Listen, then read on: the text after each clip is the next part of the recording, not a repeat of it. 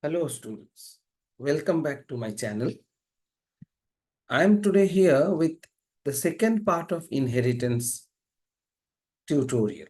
In the first part, if you remember, we have discussed about what is inheritance, what are the different forms of inheritance, and some sample programs.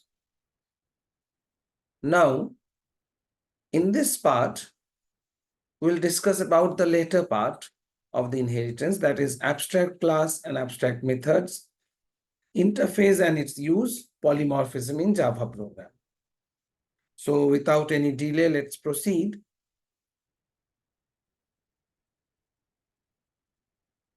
What is an abstract class?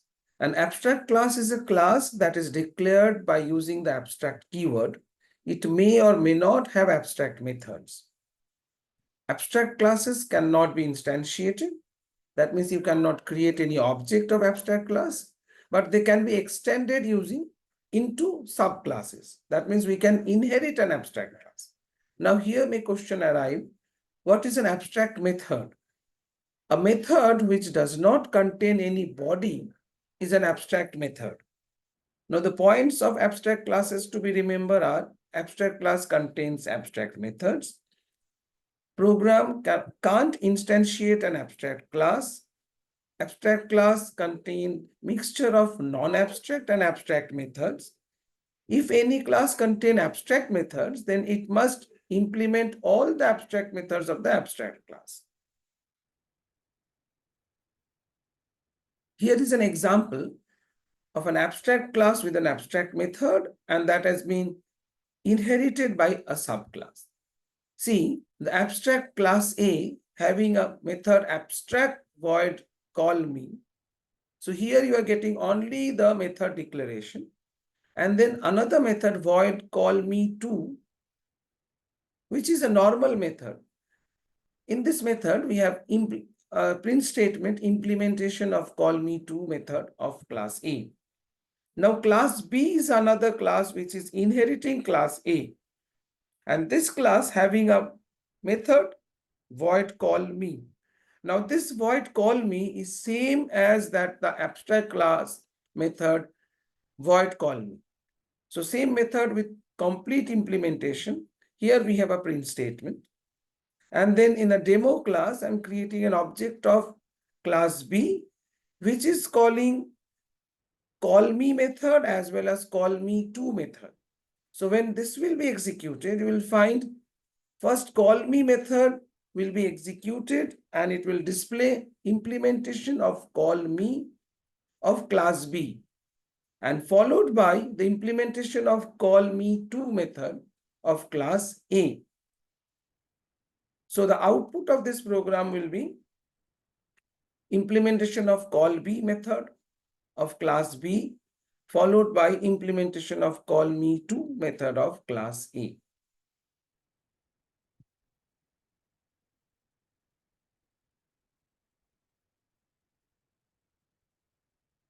Here, one example, another example. I've created a class figure which is abstract in nature. It has two variable data members. You can see dimension 1, dim1, dim2, and a constructor with two variables as a parameter initializing dim1 and dim2. Now, there is an abstract method, abstract double area. Now, this class is being inherited by two classes named rectangle and triangle. Now, rectangle class having the constructor with two parameters that will represent length and breadth, and it is invoking the base class, that is the figure class constructor, through super keyword. And here a method is being a method is implemented, which is same as that of the abstract method area. Here we are doing the area of the rectangle class. So actually, double area of rectangle class is overriding the area of the figure class. The next class, triangle, is also inheriting figure class. Here also we have two data members, one represent height, another base, and it is getting the formula half base into height for the area of the triangle. Now, class figure is being inherited in class rectangle as well as class triangle. And finally, we have the demo class where I'm creating an object. So we are creating an object of rectangle class. Before that, you see here, we tried to create an object figure f equal to new figure 10 cross 10 comma 10. It is illegal. You cannot create an object of figure class as it is an abstract in nature. But we can create object of normal classes, that is rectangle class and triangle class. So rectangle and triangle, we are creating two objects.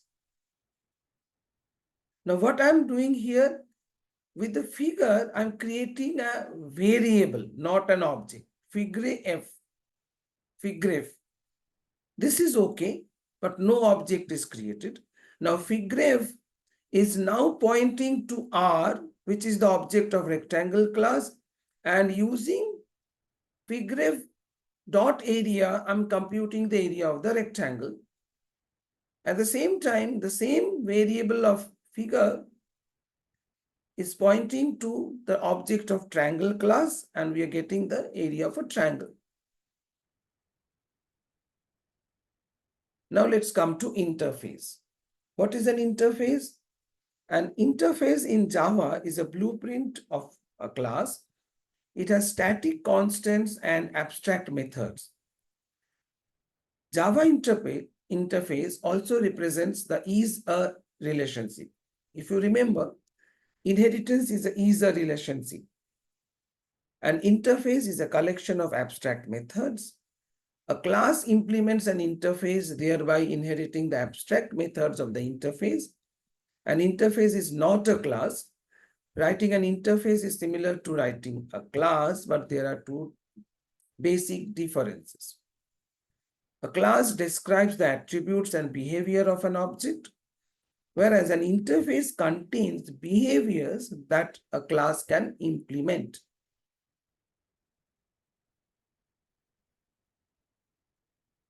Now, there are certain similarities between interface and class and some differences. Let us discuss those points one by one. Under similarity, an interface can contain any number of methods as like a class.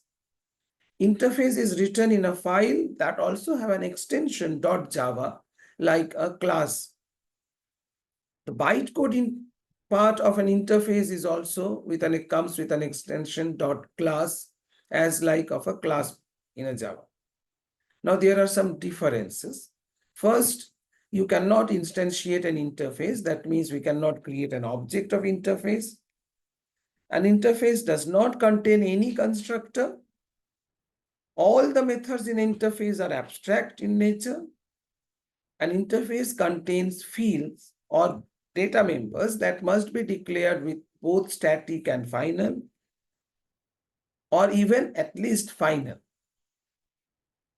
An interface is not extended by a class. It is implemented by a class.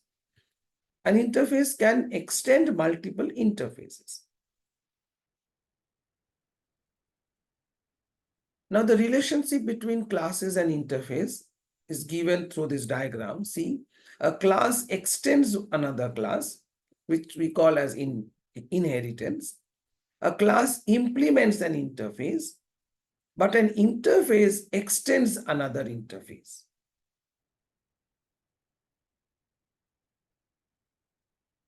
Here is an example program. Interface with a static variable static final int a and an abstract method c void display without any body. Now the test class is implementing interface. We have a display function that will display a message, and then we are creating an object of the class and printing the value as well as the variable. Now this a tobj.a is referred to the final variable of the interface which is being implemented by the class test interface.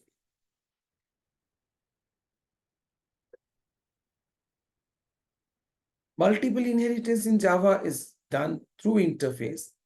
Like a class can implement multiple interfaces, as well as an interface can extend multiple interfaces.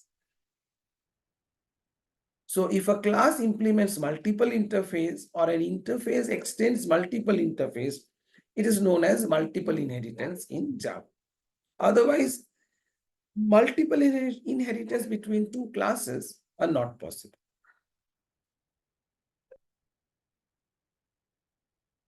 Let us see one example program. An interface data is defined with a data member and abstract method compute. The superclass base defined to contain radius of a circle, and defined a subclass calvol which uses the property of interface data and base class base calculate the volume of the cylinder. So here we have this interface, public interface data interface with a final value of pi and a abstract method compute. Now the base class is implementing the interface with a constructor and a compute function which is computing the area. So the formula, by the formula we are getting the area of a circle. Now calvol, which is extending base class, that means it is inheriting base class, at the same time implementing the interface. It has an additional variable data member height. Thus the calvol will have the data member height, radius, and pi. Thus it is computing the volume. It is pi r square h. Let us see how it works. This one is the pictorial representation. Base class is implementing the data interface as well as calvol also implementing. At the same time, calvol is inheriting base class. So thus we can say calvol is implementing multiple interface, implementing multiple inheritance through one class, another one interface. Let us see if we run what happened. When I'm creating the object of base class, you will see the base class will have a data member to represent the radius. It has been assigned with one value. Now, if I call the compute method of base class, it is returning the value, the area of the circle. Now, so computing the area, pi r square. Next one.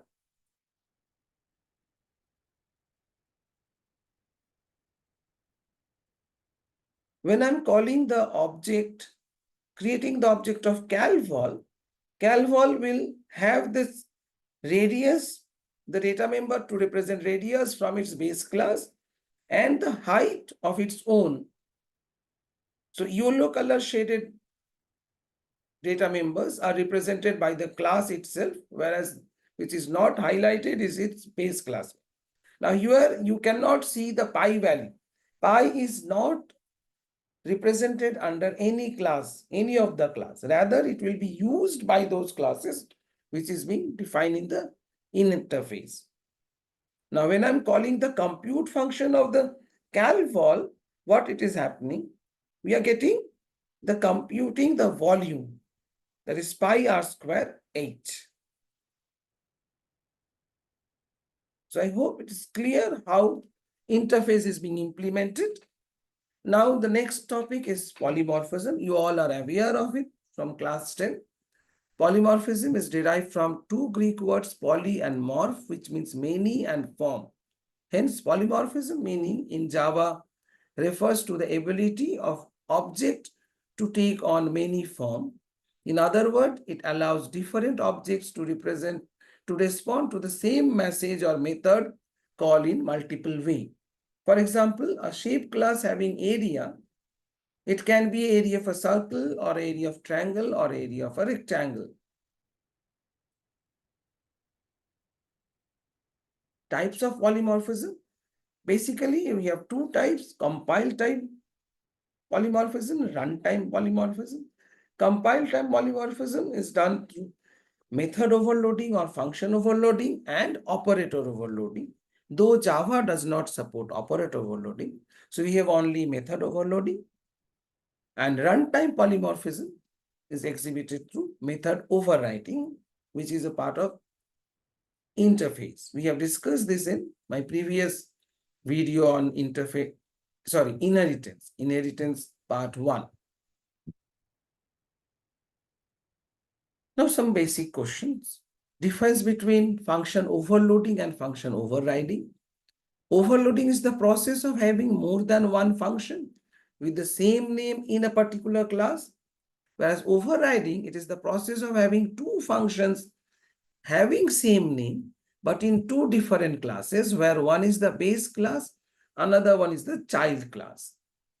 Now in function overloading, the function signature should be different for every function, whereas in function overriding, the function signature should be same.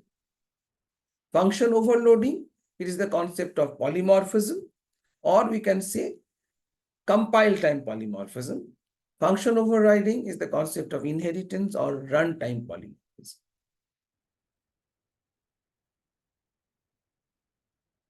Difference between multiple inheritance and interface. Multiple inheritance is not supported by Java, whereas interface is used in Java as a replacement of multiple inheritance. Few keywords to recapitulate. First, what is inheritance? It is the capability or feature of one class so that it can inherit properties from another class. Here we get two concepts. One is base class, the class whose property is being inherited by another class. It is also known as superclass or parent class. And another concept is derived class, the class that inherits the properties from base class. It is also called as subclass or child class. What is super keyword in inheritance? The super keyword in Java is a reference variable used to refer to the immediate parent class object. Whenever you create an instance of a subclass, an instance of the parent class is also created implicitly, which is being referred by the super reference variable.